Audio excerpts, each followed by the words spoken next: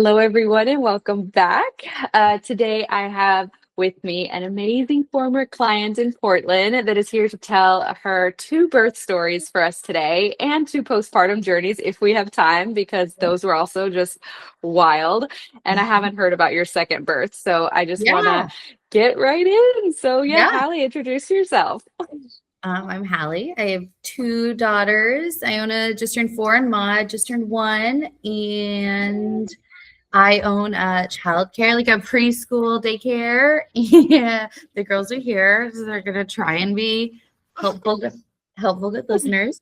Yeah, and both my girls were born at 34 weeks. So I have Wow. two preemies. Two little preemies. Okay, so your second went to 34 as well. Okay. Yeah. I mean, we can, yeah, I don't know how in depth you want me to get right now, but Yeah, yeah. well, let's start like maybe just like your journey to pregnancy, you and Annie, like the journey of Yeah. like, oh, we want to have a baby now, and kind of how that Yeah. first journey started. We always wanted to have kids, and we moved back to Portland in 2020. And then we kind of just were like, okay, like now is the time. Like we were just like, okay, now is the time. And so we, like, I didn't really know. I was like, let's just, I kind of asked my doctor, I was like, how do like people do it? Like, do we have to go straight to IVF? And she was like, no, actually, like you can just get sperm delivered to your house from like a reputable bank, obviously. And if there's no other issues, then it is basically like as effective as the normal way people get pregnant. So yeah, we just had sperm delivered in a big cryo tank to our house. Did you have And to go through like a process of like what kind of sperm you were looking for, so or yeah, was it it's just all like, online. There's like an online, we went through the Seattle Sperm Bank, which is like a pretty highly regarded sperm bank. And there's like an online catalog basically that you kind of just go through, and it seemed really daunting at first because you want to like pick the best. But then my friend was kind of just like, I mean, like you guys are not superhumans. Like if you guys had a baby that was genetically both of yours, it wouldn't be a superhuman. So like you don't need to pick the best sperm. You can just pick like the sperm that, you know, fits the criteria you care about the most, which is like, looking like Annie specifically, like kind of the same mm, profile as Annie. And that was actually really mm-hmm, helpful because then it narrowed down the choices a ton. And mm-hmm. yeah, so we just like I picked the donor, and the sperm got delivered in a big cryo tank. And um, we just, I mean, it's not complicated. You just thaw it and put it in there. And it was the third month with Iona that we got pregnant. And Mm-hmm. then, so that was early 2021, or like, I guess mid 2021. And her due date was 2/2/22. Um, and it was like a really fine, kind of unremarkable pregnancy. I mean, like I had really bad nausea, but I never threw up. But and then I got Zofran. Like it was kind of classic, nothing of note really. It felt pretty easy and simple. We found out she was a girl at like 12 weeks. The ultrasound, like everything looked fine. I had an anterior placenta, so I didn't feel her until like 24 weeks, which is a weird time when you like know that you're still pregnant, but you can't feel them. And you're just like, I hope everything's fine. Like, I don't know. Nothing has come out, so I assume everything's still good. Oh. And with Maude, the second pregnancy, I felt her like at 16 weeks, and I was like, oh, this is so much more reassuring that like, Wow. Where was so your yeah, placenta that time? it was posterior, wherever it's supposed to be. Yeah. Yeah. But yeah, so I didn't feel it until like 24 weeks, and then at like 26 weeks, maybe 20, somewhere around there, my OB, who I really loved, was like, hey, so like your blood pressure is trending like a little bit higher. Like it's going up every appointment. It's not like in a danger zone, but like I want to keep track of this. And I want you to meet with the maternal fetal medicine folks at OHSU. Just so like you know them. And if we do need to transfer your care there, you've already like talked to them and met them. And I was like, yeah, okay, sure. Like, that's fine.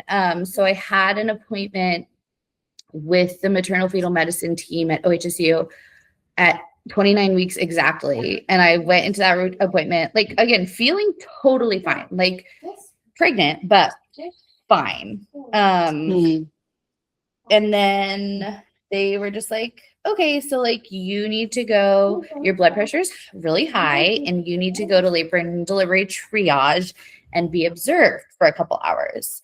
And I had like just started a new business and I was like, no, I have to go to work. And they were like, no, you have to go to L&D. So I did, and they were like, oh yeah, you'll just be observed for a couple hours. They want to make sure that your blood pressure goes down. They might get you on some medicine.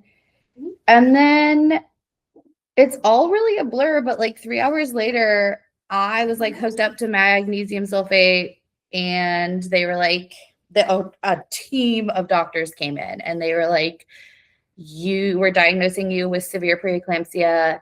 You are going to have to stay here until you deliver. And I just remember being like, when is that going to be? And they said, we're going to get you to as close as 34 weeks as possible.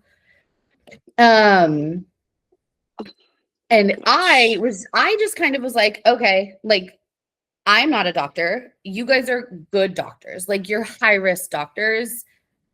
I'm going to like, fine, whatever, I care. Like, I want to keep the baby safe. Annie was more like, well, we're leaving. And they were like, yeah, so here are the risks if you leave, right? Like she could stroke out. Like her blood pressure is too high. And Annie was very much like, I don't know, like, we're going to go, like, she's fine.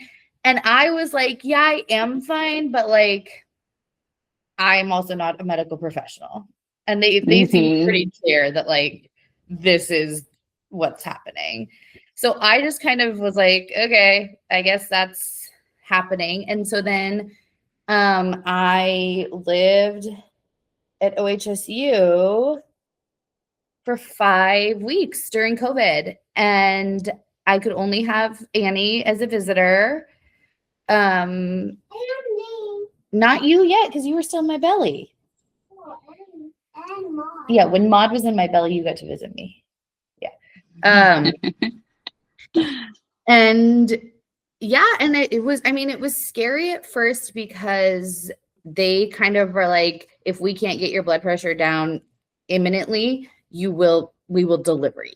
Like, basically it's this dance of like keeping your blood pressure below a certain threshold or you're having this baby. And so at 29 weeks, obviously, like, outcomes are good and it's still really early. So that was really stressful when like the NICU team came to talk to us, like, and it was good. Like, it was good information. Like, if you had this baby today, here is what it would look like. And that was good to have, but also very scary. Luckily I responded super well to meds. So I was able to stay pregnant all the way until 34 weeks. I was like, can we just keep going? Like, I'll live in this hospital for 3 more weeks if I have to. And yeah, go ahead. And they basically were like, no, you're requiring more meds, you're consistently needing more meds to keep your blood pressure down. And at 34 weeks, the like pendulum swings to you being more important than the baby staying inside. Like, before 34 weeks, keeping the baby inside has a little bit more weight. But then after 34 weeks, it's like, there's nothing they really need inside that they can't get adequately outside. Mhm. And so yeah, And so then breastfeeding too. I feel like 'cause that's also like the rates for breastfeeding are so much higher as well. Or if you want to pump or whatever your goals are, they can yeah. respond to that so much better. Yeah, Oh, yeah. And luckily I didn't have, I mean, I didn't have a problem with breastfeeding either time. Iona never mhm, nursed, but I pumped with her, and Maude I nursed and pumped. But yeah, so 34 weeks is early, and it's like not, it's a lot less scary, I think. It was a lot less scary the second time. I was like, oh yeah, it's okay. Like it's gonna be okay. So then yeah, they just induced me uh at 34 weeks, and mm, they luckily because it was COVID, it was we could have vaccines were available to grown-ups.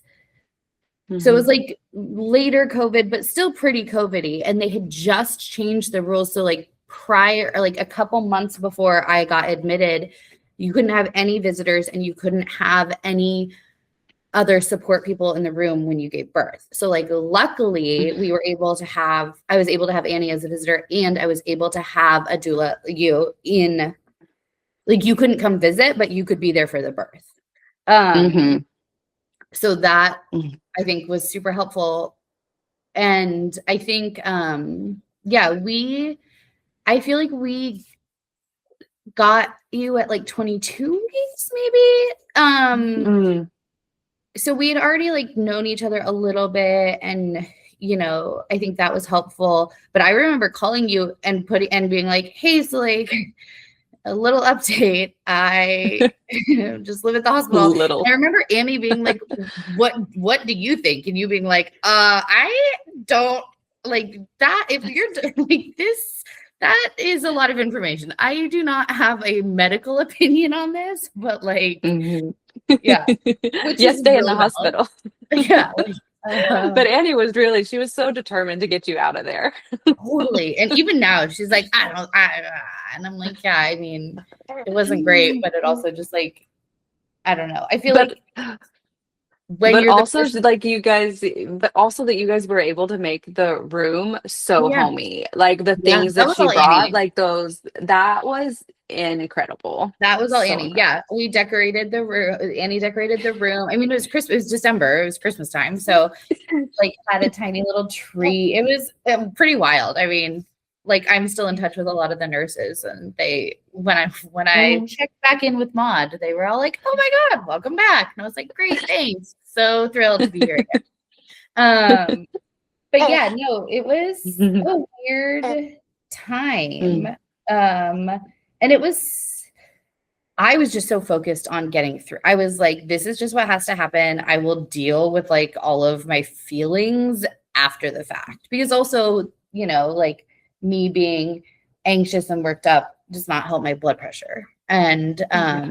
I mean, I was lucky I didn't have any other symptoms of preeclampsia. Like everything was always just blood pressure. And as it turns out, so when skipping ahead a little bit, when we wanted to have a second, I had a meeting with the whole team again and was like, we want to have a second baby, but not if it's like a bad idea, like not if it is going to, um, Mm. like be detrimental to my health, right? And she was like, honestly, it was really fluky. Your first pregnancy. Yeah. She was like, it was just really a weird. I can't, honey, it's not going to come off. Wait, because it's a sticker. It's okay. Start again.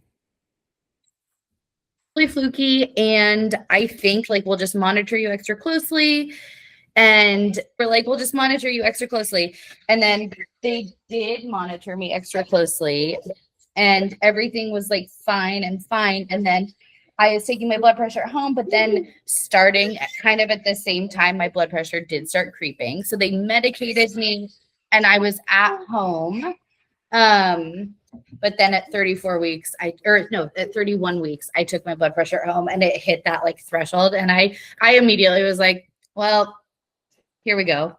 And Annie was like, oh, I think they'll probably just like observe you and up your meds. And I was like, no, this is the end of it. We're going in. But when I went in that second time to labor and delivery triage, which is where you start, I had this nurse who used to be like a cardiac nurse. And so she was like, your potassium levels are like insanely low. Like something is wrong with your potassium. And like, that is an issue that we need to, like, she flagged it. And then it turns out that I have this thing called Geller syndrome, which is, they say it's really rare. I assume it's not very rare. They just like don't put money into women's health. But it is basically wherein when your body has high levels of progesterone, your like potassium receptor, like your kidneys block the potassium from coming in. And so it throws everything off, and then your body's in kind of like distress, and it raises your blood pressure. Wow. So it presents as like preeclampsia, but it wasn't. It's not. It's like superimposed preeclampsia due to Geller syndrome, and so it was always gonna happen. It's just like something that, and it's just like a genetic weird like mutation thing that you know, we obviously didn't know about. So it didn't change anything. Like obviously my blood pressure still needed to be controlled and safe, but it made sense why I never had any other like symptoms of preeclampsia, like why I never had, you know, the headaches or the blurry vision, any of that, and why like why the girls were always fine. Like the placenta wasn't actively decaying; it was just acting like it, you know. So, wow. Yeah, but wow, body is incredible. I mean, that's wild. I'm so what a like blessing kind of that she was a cardiac nurse and that she flagged that and everything. Well, Like, and it was wild because then it was like less stressful because I had already done it once before, but I had like the cardiac team and like the nephrology, whatever the kidney team is, they were all up in my business, and and so I was like, I had so many more doctors this time, but I also felt fine still. And they were all like, what? Like, are you okay? What is wrong with you? And I was like, no, I'm fine. The kidney doctors were like, with potassium this low, like, you just have constant diarrhea? And I was like, no, what? And so, you know, they were all, and so basically there is a medicine people who have this problem outside of pregnancy, like who have this kidney problem, there's a medicine you can take, but it hasn't been studied in pregnancy. And so, I mean, they kind of were like, if you wanted to, like, we could talk about it, but we were just like, no, we've had a 34-weeker before, and we know what that's like. We don't want to like mess around with a med that hasn't been tested in pregnancy. Baby. Yeah. Valid. Yeah. Oh, okay. Wow. But So, all of that was crazy and terrible and, you know, stressful. But then I had 2 lovely inductions and births. oh my gosh. Yeah. So let's get into that. Like, what was the first one like? What was the method? And how did it all go? Well, so I think people on the internet and are like really down on inductions. And I think it probably really depends on your care team. Because like I loved it. It was great. The first time with Iona, they walked me through the whole process. I also had a pretty decent relationship with the doctors. Good job. You fixed it. Good problem solving, babe. They basically they started with the medicine, whatever the medicine is. I can't remember. And it was like 7 a.m. on the 23rd. They started with the medicine, and it was really slow working, but eventually they put the Foley balloon in to like help dilate my cervix. And that part was actually like really painful, which I mean, I guess it makes sense if you really think about it, but the way that I kind of was thinking about it was like, okay, we'll do this and then this and then this, and then I'll be in labor. And like everyone knows that labor is painful, but like I wasn't really thinking about the lead up having that kind of pain or discomfort. But they provided pain relief, and that was fine. And then the Foley balloon fell out at like midnight. So you're like 3 centimeters dilated when that happens. And then just like nothing really happened for a long time. At like, like nothing really, I wasn't really feeling contractions. And then at like 8 a.m., so like a full 24 hours from when I started the medicine, they came in and they were like, we want to break your water. We think that's the next step. And I was like, no, because I don't want to have a C-section and I don't want you to break my water. And then like, I feel like the clock starts ticking, but I was just like, no. And so they kind of were like, okay, well, we'll check back in a couple hours. And they came back at like 11 or noon. And nothing had changed. And they were like, okay, we want to like break your waters. And I was like, no. And then I remember the Dr. Singer was like, what about it? Like, why don't you want this to happen? Like, tell me why you're so like, no. And I was like, well, because I know that like once the water breaks, you have 24 hours, and then you have to have a C-section because the infection. And he was like, oh, okay, so like, no, we're going to breaking your water will help get things moving. And the 24 hours, like, yes, infection goes up, but if you're on your way to having this baby, like if you're progressing and like everything is still moving along, we're not just going to take you in for a C-section. He's like, if we break your water and then 24 hours later, nothing has happened, then that's a conversation. But like the most likely scenario is that we'll break your water, things will start happening, and everything will be fine for a vaginal delivery. And so I was like, okay, that's fine. Like, okay, I understood. Let's do it. But I appreciate it. He took like, why are you like, what is your beef with this? But then I don't know if you were there for this. I feel like you maybe were there right after this. They came in to break my water. And he like took out the crochet hook, and I was just like, oh no, it's happening. And my water broke like that second. No, I feel like I was there. I was there when it happened. Yeah. Because then things just like happened so fast. Yeah. And then so fast. And then things started. And then, so then there were like, it's all a blur. Then there were a couple hours where I was definitely having contractions. Yeah, things went really fast. I feel like I had a couple hours of like contractions that were painful, but not terrible, like doable for sure. And then they checked me and I was like 5 centimeters. And then they had told me that and this was something that I had gone into the whole process being like, I want to see how far I can, like, I'm not against getting an epidural, but I don't want to immediately get one. Like, I want to kind of see how far I go, basically. And they told me is like, we're going to place an epidural because your blood pressure rises with pain. We do need to be able to control like your blood, like it needs to be more controlled than if you weren't already having these issues. So they were like, we are going to place an epidural. Because an epidural helps lower your blood pressure. So it's incredible. Yeah. And they were like, it's not really, because I was like, yeah, I'm not against it. I just wanted to see like how far I went. And they were like, yeah, we're going to place it. Fine. But they placed the epidural when I didn't like need it. And then they gave you the thing. They're like, you can control it. Like it's placed, but you're in control of pressing the button. Obviously they were like, if you're not able to press it and you need to lower your blood pressure, we will be pressing it for you. But okay, I will come help you in just a minute.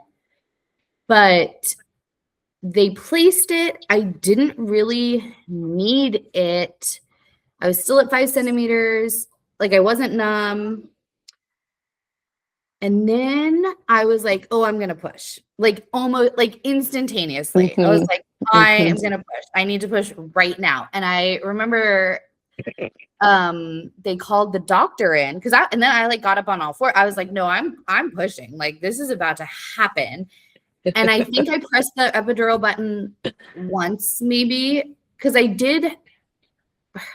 think I did press it, but I was not right after she was born. I was like walking to the bathroom. Like I was not numb. But I was like, I am pushing, and they called the doctor in, and the doctor who I requested not be anywhere near my service with my second pregnancy literally wouldn't check me. And she was like, you were just at 5 centimeters. You have the epidural, use it. Like, it's going to get worse from here. You're not about to, like, we're not pushing now. And she left, and I looked at Nurse Dion, who I had known because she floated between floors. So I had her before I was in labor, like as a, antepartum nurse. I looked at her and she was like, do you want me to check you? And I was like, yeah. And I remember her just putting her hand, like literally just putting her hand barely in me and saying, oh, hi, Iona. And I was like, and she was like, yep. So you are at 10 centimeters. Like your cervix is gone. It is. Yep. Like, and then everything just started happening. And then I pushed 4 times and she came out. And she was only 4 pounds. So like, that was really helpful. But Maude was 5 pounds. You were 4 pounds. Okay. Well, you were 4 pounds. I did it, but okay. She's like arguing. But yeah, but so that part was great. And then they took her right away we did skin to skin and like delayed cord clamping. But then obviously the NICU team was there in the room and they took her. Annie went with her. You stayed with me. They stitched. I had like a 1st degree tear because of how fucking fast she came out. Even though she was tiny, she really came out so fast.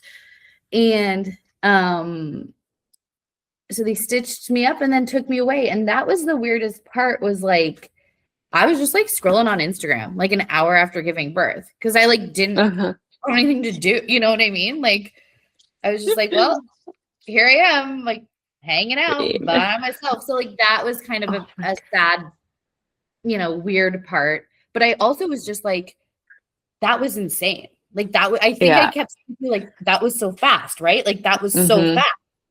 It was so fast.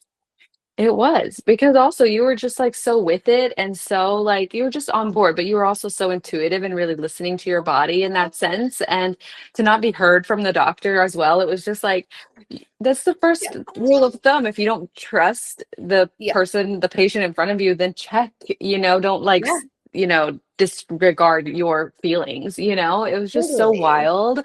You just, boss woman. I mean, you just birthed like incredibly. It was amazing. Because I remember I pushed like 3 times, and then they couldn't find her on the little monitor. Like she dropped off the fetal monitor, and they tried to put one up to like attach to her head, and it came off. And so someone was like, okay, we aren't monitoring her. You need to get her out on this next push. And I was just like, okay. And did, but like, whoever said it presented it as like, well, you have to do it. And I was just like, okay. So I did. But then when she came out, she had that little lead still on her. And my very first thought was, what a weird umbilical cord. And then I was like, oh no, that's not what it is. But that was my very first thought when I saw her, was like, what a weird cord coming out her head. Yeah. And then oh my God. But yeah, it was, and then with Maude, I was a little bit nervous before we knew she was going to be early, because she was measuring bigger in utero. And I was like, I had a small early baby fly out of my body. What is going to happen? I was really nervous that like a 7-pound baby was going to come out of me faster than that. I was like, oh my God, what is going to happen? What is going to happen to my body if a big baby rockets out of me? And she was bigger. She was 5 pounds when she was born, and she came as fast, if not faster. Wow. But it was okay. It was the same amount of damage. Did you have a doula this time around? No, honestly, you guys like, just were like pros. Well, we were pros, and I was like, I know all of these doctors and nurses so well at this point, and I had like developed a friendship with some of them, like outside of the, like I was like, not only do I feel like I know what I can advocate for, but I also know these people. And Dion was there again for Maude's birth. Oh my gosh, the best. I love it because I remember her just because in your induction, I came because we were collecting your colostrum and I remember it just being like, what? This is an insane amount of colostrum. Yes.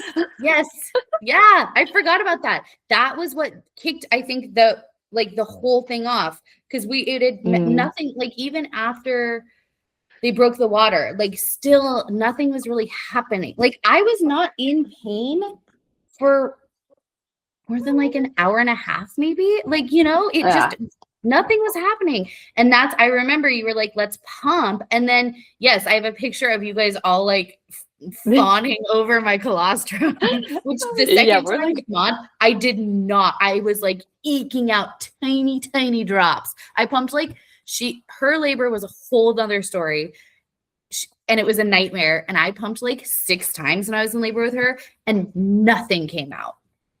What? Yeah. Okay, we have to get into that story. Okay. I remember the first one. We were all freaking out about your colostrum and how much you were getting. Yeah, everyone was freaking out.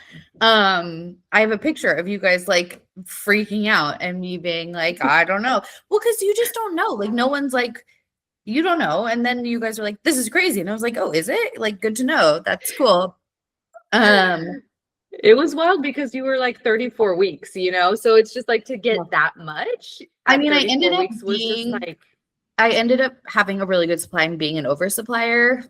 I think like maybe that's like universe, like that's karma, or like the universe giving me one after, kind of taking stuff away. Yes. Yeah. And I think that was what like jump started the actual birth was the pumping. And so with Maude, with my second one, I pumped like 6 times during the early stages of her labor, and it did nothing. And I got nothing. I got nothing. Oh my gosh. Yeah. And I was like, what were you thinking about then? Like, what was going through your mind? It was bad times. So with her, again, I was induced at 34 weeks, and they induced me in the night. So they induced me at like 10 p.m. And which method? With the medicine. They started with the medicine. And then that night I didn't get a lot of sleep, even because they took me down to labor and delivery.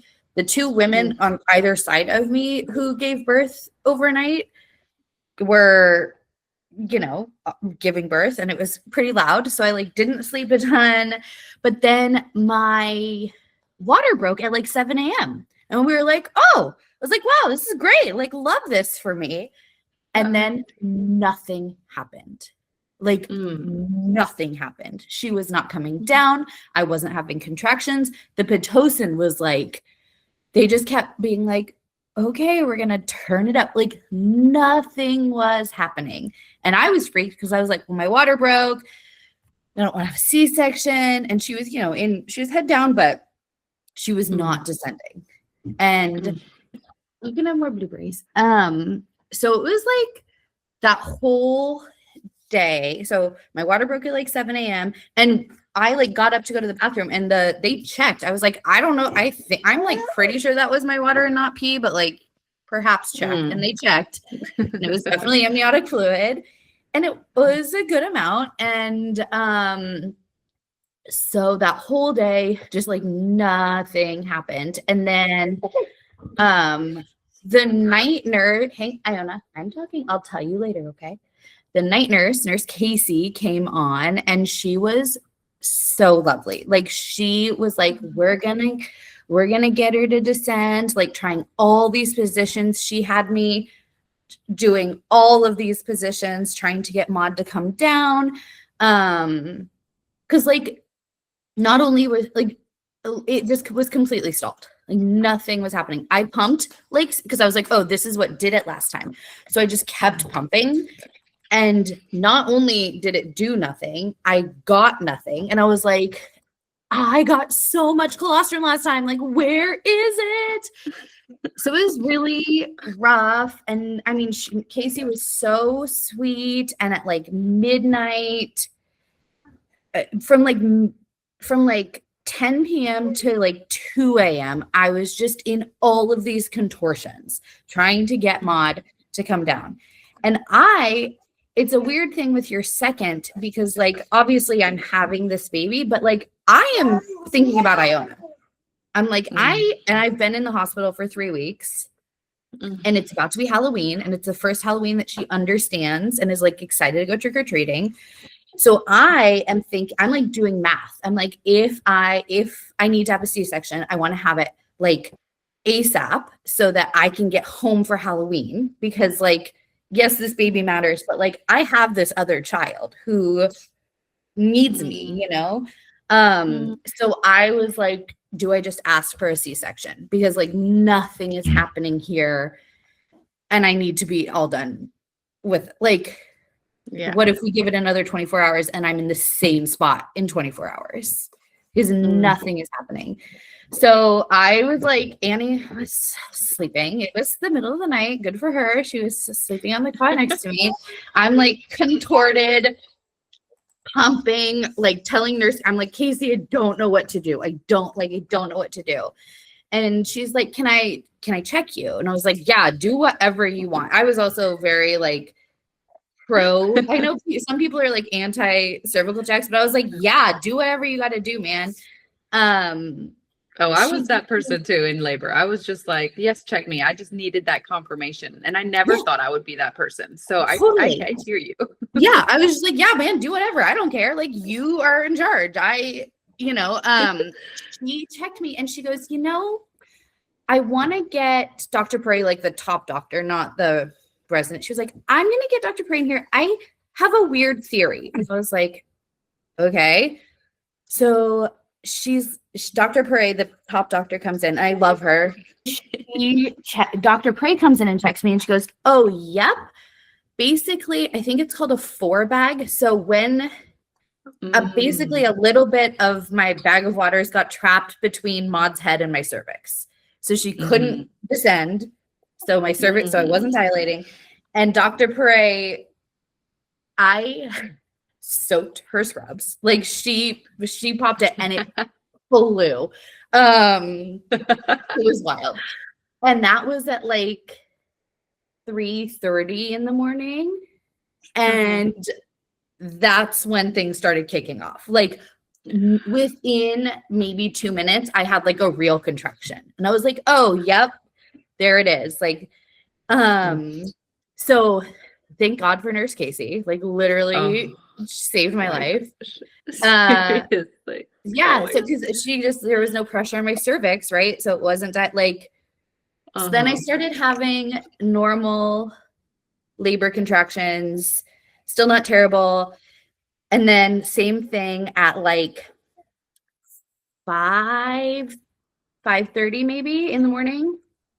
I was like, oh, this is like the bad time. And they were like, do you want an epidural? And I was like, I don't know. Because if it's going to be as fast as Iona's labor, like, no, it's fine. Like, let's just do this. But like, is it going to be long? Like, what if it's an hour? Like, I can do this for 20 minutes. I'm not going to do this for an hour. And Dion shows up And she's like, Hallie, you have been awake for like a long time because you basically didn't sleep for 2 nights in a row. You've been awake for a long time. It would be cool if she was born in 20 minutes. And we have no way of knowing. So like, because I also was just like, just tell me what to do. Like, you know, what should I do? And Dion was like, I would get the epidural. And so I did. And again, at OHSU, they're so good at letting you, or they were so good at letting me control the amount of medication.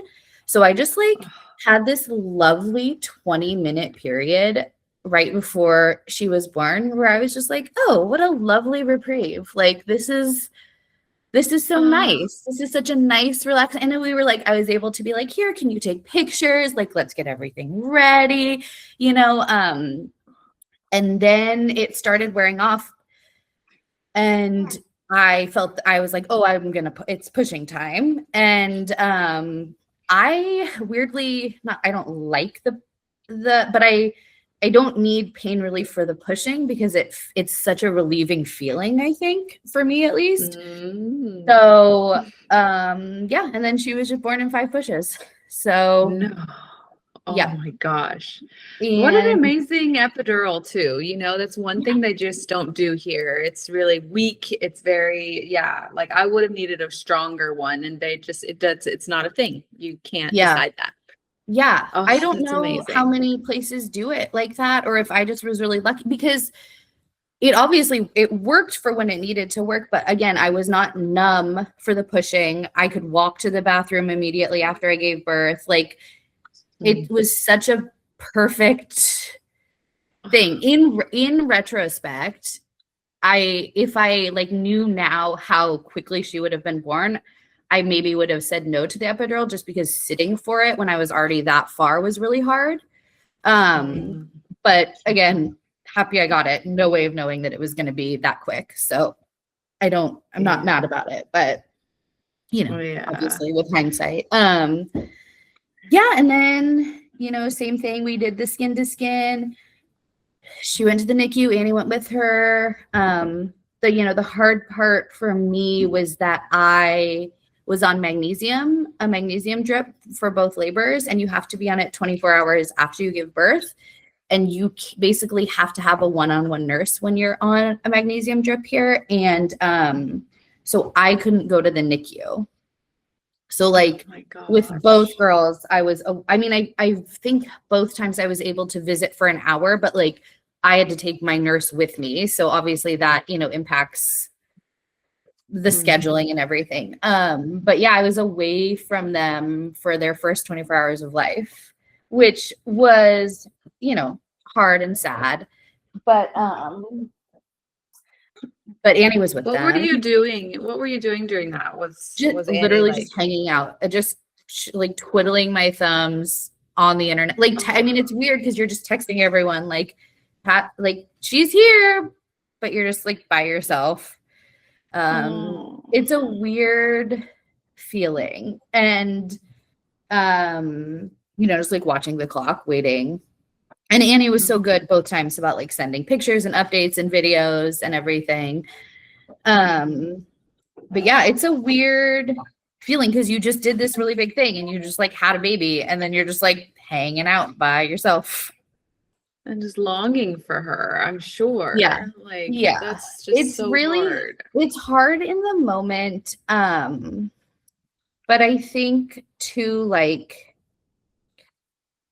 it doesn't I feel like there's a lot of things I see on the internet and, you know, people I talk to who are like, they feel like their birth experience is like the start of their parenting journey. And I just don't really think that's true. Like, I think it is, but it's so obviously it's a big thing that happens like to you as a person, like giving birth, however it happens, is like a huge event in your life, but it's so insignificant in like my relationship with my children and like how I am as a parent, you know, like being away from them for their first 24 hours of life was hard at the time. and it has absolutely no impact or bearing on like how attached we are. You know, it doesn't actually matter. And I think that's something that is really hard to see for a while. And then it's like, oh, yeah, like that happened and it didn't actually impact anything. You know, and obviously some people have more, like, you know, we were able to, as soon as I was able to get down there, we were able to hold them and, you know, do skin, like they were not ever, they just needed to get bigger. I think that a lot, you know, but yeah, I think there's this kind of like, it all has to go this certain way so you can develop this special bond. And like, that's just not really true. You know, your bond isn't really about the birth. Oh, I love that so much, Hallie. Like, I love that you're touching on it because it really is so true. There's so much pressure online that it has to be zero separation. And yes, when that can be honored, absolutely. But having a preemie, being on magnesium, like it's not one thing. Like you're tackling so many things at the end of the day. Like it's not a realistic thing, and that you can look back at it as it's not impacting you or you as a parent, and your parenting is, I think we need to hear more of that. Well, and I think in attachment parenting circles specifically, like there's this thing like you can never, like you have to form secure attachment. You can never be away from your baby. And it's like, well, you know what? My babies needed to be away from me so that they could survive. And we are also all very attached and happy and healthy. Yeah, exactly. In those types of groups as well, I can see that being like a lot of pressure. And it's like, but also every baby comes here into this world in a different way, and we can't always honor it. And yeah, I think that's a beautiful statement, and I think it needs to be said more. And I think it's true about like labor too. Like I think the idea of having a birth plan, like writing down your hopes, is a lovely sentiment. And if you have this birth plan and you're like, okay, this is what I want to have happen, and then like, it's just not going to happen that way. Like, it's just not. It never is. Maybe 1 out of 100 women will have a birth plan and have a birth that goes exactly according to that plan. But I think like, it's great to write down what you want to happen, but you have to be aware that like what you want doesn't really matter. I mean, it does, like you should advocate for yourself and, you know, but like, it's not really about you. It's about like you and your baby both, and like sometimes competing interests, right? Like, and keeping both safe, you know, at the end of the day, it's like there's a lot that's out of our control. It's like, yeah, there's only so much we can control. And absolutely, you know, like having an advocate and like having a great support system, like those are the things that people can do to set themselves up for the best success. I think at the end of the day is like who you have around you, who's your village, who's going to be there to support you no matter what happens, because like you said, nothing's going to go to plan. So yeah, and I think it's just a continuing thing. Like the same is true with breastfeeding. Like Iona, so I exclusively pumped with Iona because she had really severe reflux. So you know, I pumped because she was little. And to establish my supply, she couldn't really nurse at first. And then every lactation specialist I saw was just like, oh, yep, just keep putting her to her breast. She'll get it. You can do it. You can do it. You can do it. She can breastfeed.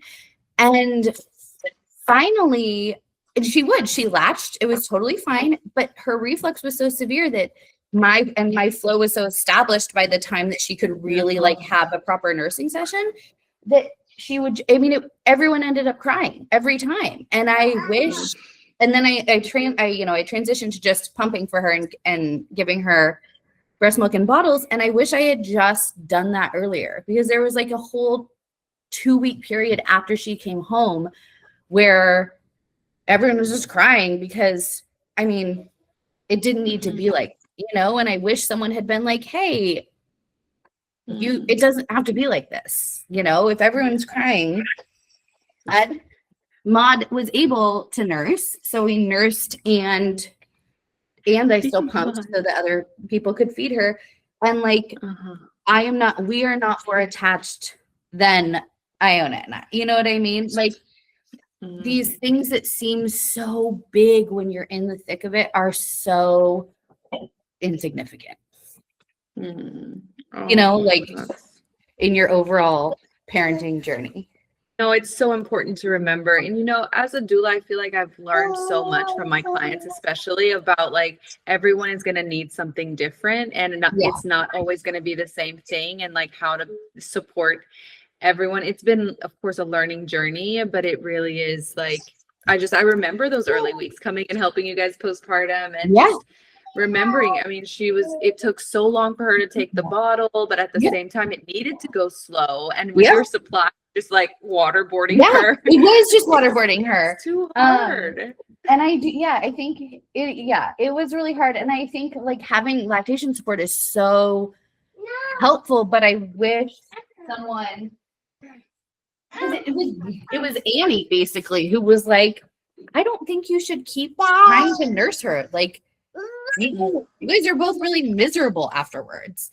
And I wish someone had just been like, hey, it seems like this is not working as well for you. But you know, and if I hadn't,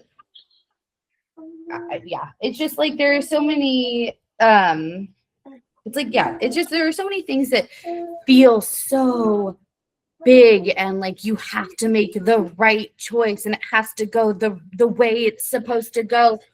And I just especially like the second time, I was so much more relaxed. Like I wish everyone could be injected with like the feeling of being a second time mom when they give birth the first time, you know? Because it's just like, you're just like, oh, it doesn't actually matter. Like, it's okay. Everyone's going to be okay.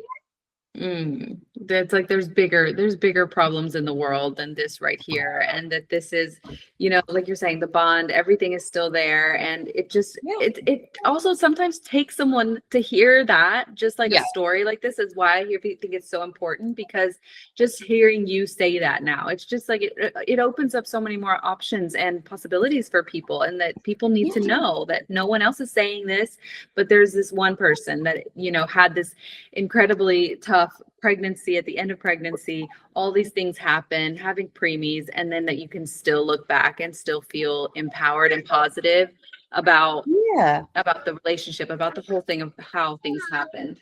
I mean, if you think about it, like you give birth one time, it's like one day or maybe 2 days of like the time that you have with your children, and like that's so insignificant. Like I think for your relationship, it's I think is a significant event, like in your life, like for you, for the person who's giving birth specifically. But like I have spent now, you know, 400 days with Maude that outweigh all of, you know, the first 24 hours where we weren't together. Yes. And it's just, and like, the second time, like she's going to cry, and it's like, oh, she's going to be okay. Like I am actively like wiping Iona's butt right now, and Maude is crying, and she's going to be okay, you know? And the first time it's so stressful. Like you're just, you know, it's just like, oh my God, what do I do? And it's like, well, you know, nothing, like it'll be okay. Exactly. Like it's okay that they cry. Like the first one, I feel like that too. Like, oh, okay. Like I'm alone right now with you and I have to go pee. I'm gonna lay you down. You're gonna cry and you're gonna be okay. You know, it's just like building that toughness with the first, so that you can, if you do have a second, you know that it's like they're gonna be okay. Well, and also just for your own mental health and for them too, like your baby is still going to love you and your attachment is still going to be secure if you take a shower and they're mad. Like they're fine. It's okay. It is okay to take a shower for 10 minutes while your baby cries. You are not doing irreparable damage. Yes. You know, but like, it really... And I think it's just, it's hard because I know the feeling too, where you're just like, oh my God, like stop. But you know, if I think Sometimes you have to fight against your instinct. Yes, yes. And and it will still be okay. And it will It's still be like, okay. Yeah. yes. Oh, I Yeah. love that so much, Hallie. I just have like a quick question. I love your Yeah. stories and I'm so grateful for you taking the time and telling them. Of course. So I was thinking about like, did you guys use the same sperm for both babies? No, we did not. So a meeting with like with the high risk team to be like, can we have a second or is it stupid? Our doctor was kind of like, so they don't know really what causes preeclampsia, obviously, because like, why would they invest money into something that happens to millions of women every year, right? And Right. but there's a theory that it is the sperm DNA is the issue because it's an issue with the placenta, and the placenta is 50% you, 50% your baby, and your brain basically already knows how to communicate with your DNA. So the thought is that it's a miscommunication between the foreign DNA, which is the sperm DNA, and your brain. So our doctor brought it up. She was like, if you were a heterosexual couple, I like don't think the research is enough to suggest you like get a donor, but like if you're already using a donor, it's something to consider, getting different sperm to see if that makes a difference. And obviously in my case it didn't, because it ended up not being preeclampsia at all, but yeah, so we chose a different donor, just another generic, like yeah, of course. Yeah. But and then I was also, yeah, no, that makes a lot of sense. I've heard a lot about that it's really because the male sperm, like with the placenta and everything and all that involvement. And there's just, again, needs to be so much more research when it comes to preeclampsia and just studying women. But also I was curious about when the sperm, if you want to go into it, let me know if you don't want to. No, but like when the sperm like comes to your house, like when it's delivered, like what process do you like? Okay, I'm so curious. I'm happy to talk you through this. I do not mind talking about it because I think people should know. So we ordered it from the Seattle Sperm Bank. It comes in a cryo tank, and it's good for like 1 week in the cryo tank. Like it's still good. So you do have to time it. Like you have to know how long it's going to take to be delivered. You have to time it with your cycle.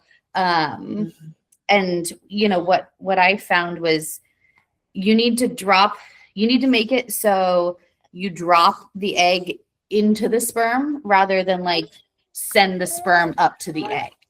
Does that make sense? So I needed, with Iona, we tried 2 months where as soon as I like got the dark line on the ovulation test, I would send the sperm in. And then I did a little bit more research and it was like, no, the sperm lasts a lot longer in there than the egg. So like when you're about to ovulate, like when the ovulation test line is like not peak dark, but like as dark as the control line, when you're about to ovulate, that's when you send the sperm in. Whoa. Yeah. So, and I did that both times I did it that way. I got pregnant immediately. Maude was one. I tried Maude was one shot wonder. So it comes and it's in this frozen cryo tank, and you basically like when you're ready, you defrost it for 10 minutes in like a very specific water temperature, like body temperature basically. So like we had our little like meat thermometer in a bowl of water, and if it started dipping too low, I would like add a little bit more hot water. I would assume you don't have to be as precise, but we obviously like it's expensive. We didn't want to waste it. And then once like you defrost it for 10 minutes and then you just suck it up into a little syringe. And then once it's been defrosted, it basically like is good for 1 hour. I mean, I you read a little bit, but just like hearing about it, it's just like, yeah, that's super straightforward. I'm sure, it's very expensive, but not compared to IVF, I'm sure. But in that sense of like having a more affordable option for people and just that it can be so successful is, I think, a really huge thing. Yeah. And we, so I had made an appointment with the first time. I made an appointment with the reproductive medicine team at OHSU, but they schedule out really far. So I the way it worked out coincidentally was it was scheduled and then we tried and I got pregnant, and the date of the appointment was the day I turned 12 weeks pregnant. So I just didn't cancel it because I was like, well, if something goes wrong, like I'll still have this appointment, right? And then nothing went wrong and I just canceled it like the day before. And Wow. and yeah, but yeah, no, it's a very straightforward. It is definitely the cheapest option. Like the sperm, you have to pay for the sperm and the shipping, obviously.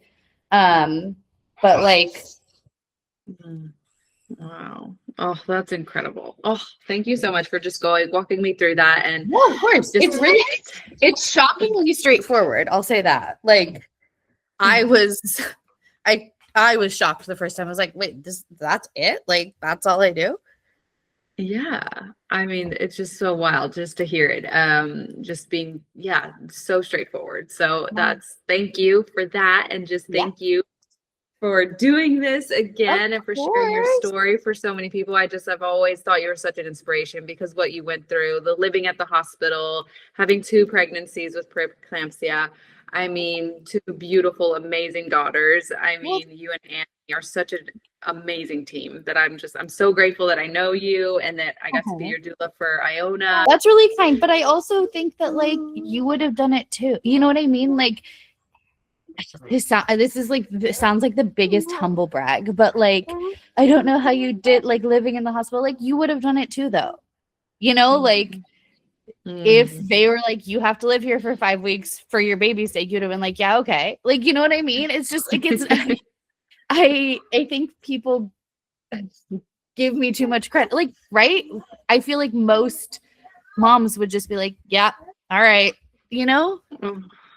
But I don't know, like the whole, like being in America, you had just started your business. I mean, and also like, I don't know, insurance, do they cover, like I would be thinking about like, well, we hit our we hit our out-of-pocket max like day one. Like just immediately. That's kind of nice. So after that, it was like, this is all free, whatever. Iona, Maude, come here. Maude is such a second child. She's like so busy. Come here.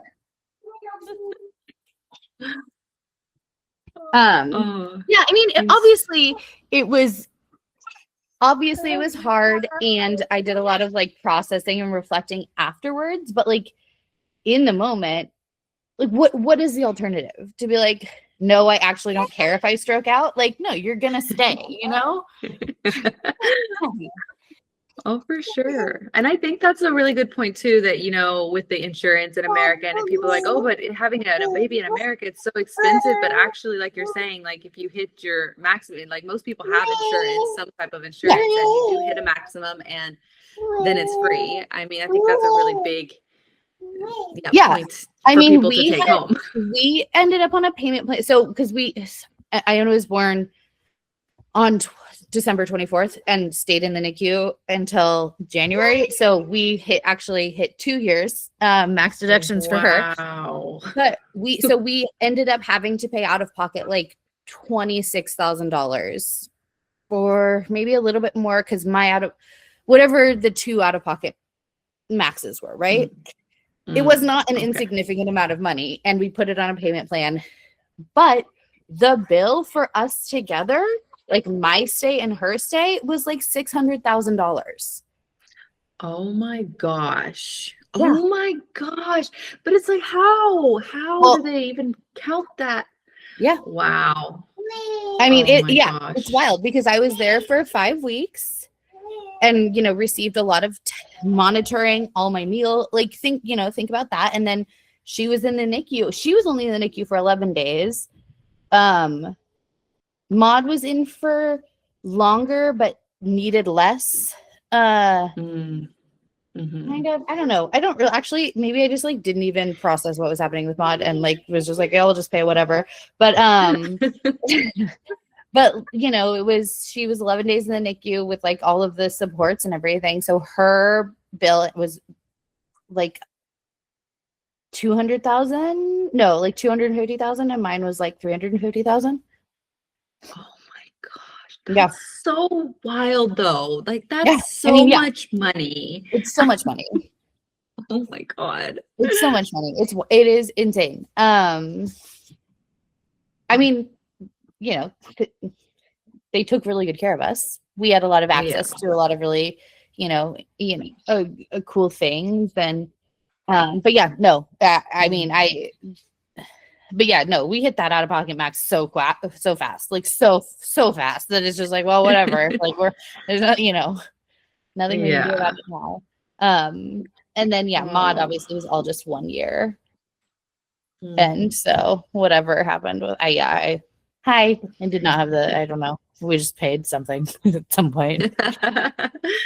Yeah. Oh no, that's so incredible. Oh, thank you for sharing that. I think it's just so insane, the whole insurance world and America healthcare, but you can really make it work. And I think you guys have done an amazing job at that. So thanks. Thanks. I think everyone can make it work. I think sometimes everyone just needs to chill out. Like, do you love your baby and are you worried about them? Then like it's gonna be okay, Yes. Oh, so true. Oh, thank you so much, Hallie. I You love are you guys so welcome. much and just appreciate you so much. And for getting to meet Maude, I'm so glad. Hi. I'm just so glad that everything just is going so well. And I love following you guys. She just she basically like just weaned herself, and so I'm like, oh no, time for another baby, which is not going to happen for so many reasons, but I'm just like, oh my goodness. Oh my gosh, I'm trying to soak it up too. I'm like, I can't. Like, he's 3.5 months and I'm like, don't grow. That feeling does not go away. Hey, you stop it, you little but baby. but then they start moving and you're like, oh my God, okay, stop moving. Okay. Stop moving. Oh, well, thank you so much again, Hallie. I will let you go back to your chaos, and just thank you. So grateful for you doing this. Yeah, of course. We'll have a good evening and give that baby a snuggle for us. I will. Oh, bye. Bye, Iona, if you hear me. Iona, can you say goodbye? Bye. Bye.